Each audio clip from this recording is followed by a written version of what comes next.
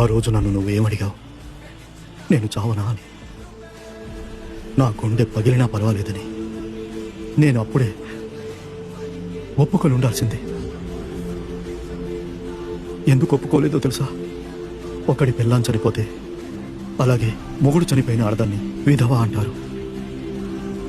అలాగే అమ్మా నాన్న లేని వాళ్ళని ఎలా పిలుస్తారు? అనాథ పిల్లలని. కొడుకు చనిపోయిన తండ్రిని ఏమని పిలుస్తారా? వాళ్ళని ఏమని పిలుస్తారు? పిలవడానికి ఏమీ లేదు. అలాంటి పరిస్థితి ఎవరికీ రాకూడదురా. అది తట్టుకోలేని బాధరా.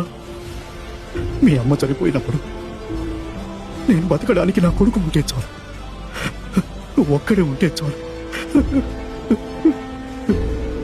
అలాగే నా కొడుకు బతకడానికి ఇది ఉంటే సరిపోదా?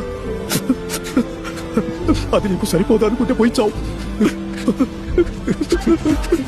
సారీ నాన్న, నన్ను క్షమించు నాన్న. సారీ నాన్న.